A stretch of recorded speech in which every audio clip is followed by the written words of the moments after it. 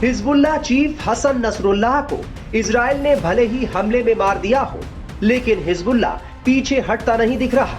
हद तो ये हो चुकी है कि हिजबुल्लाह 2 बार इजरायली प्रधानमंत्री नेतन्याहू को निशाना बनाने के इरादे से हमले कर चुका है। उधर लेबनान के दक्षिणी क्षेत्र टायर में इजराइल का बड़ा हमला हुआ है।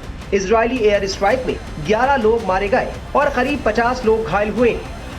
बताया जाता है कि ये इलाका ईरान के समर्थन वाले हिजबुल्लाह का गढ़ है। इसके अलावा रविवार को लेबनान की राजधानी बैरूत पर भी हमला किया गया। इजरायली सेना राजधानी के बाहरी इलाकों को निशाना बना रही है।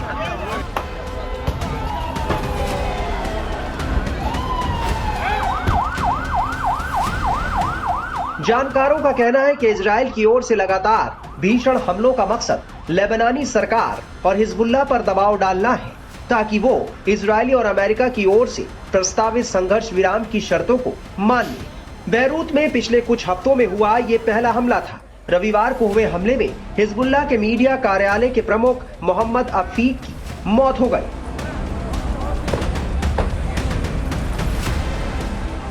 रविवार को बैरूत पर हुए हमले में रास अल नबा के पड़ोस में एक 7 मंजिला इमारत ध्वस्त हो गई। रिपोर्ट के मुताबिक बचाव दल मलबे में फंसे लोगों को बचाने के लिए काम कर रहा था। इजराइल ने जब इस इमारत पर हमला किया तब मोहम्मद अफीक इसके अंदर मौजूद थे। इस इमारत में अरब सोशलिस्ट बाथ पार्टी का लेबनानी मुख्यालय था, जो हिजबुल्लाह से जुड़ा एक छोटा राजनीतिक गुट है। पार्टी ने एक बयान में कहा कि हमले के दौरान उसके नेता अली हिज्जी इमारत में मौजूद नहीं थे।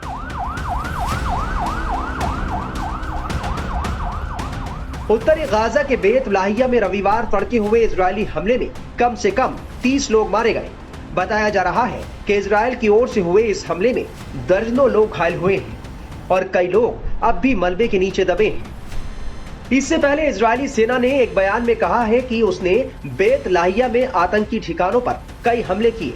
इजरायली सेना ने उत्तरी गाजा में फिर से हमले तेज करते हुए कहा कि हमास के आतंकी वहां फिर से संगठित हो गए हैं।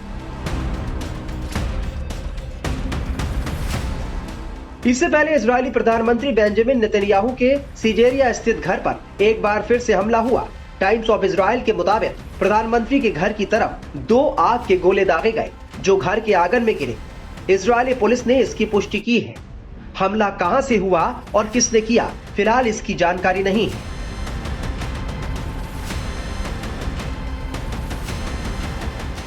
इजरायली सुरक्षा एजेंसी शिन बेट ने बयान में कहा कि इस घटना में किसी तरह के नुकसान की खबर नहीं है।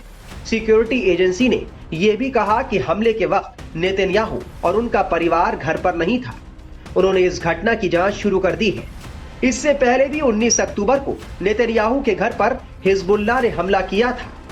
उस वक्त भी नेतन्याहू और उनका परिवार घर पर मौजूद नहीं था। हालांकि घर को मामूली नुकसान जरूर पहुंचा था।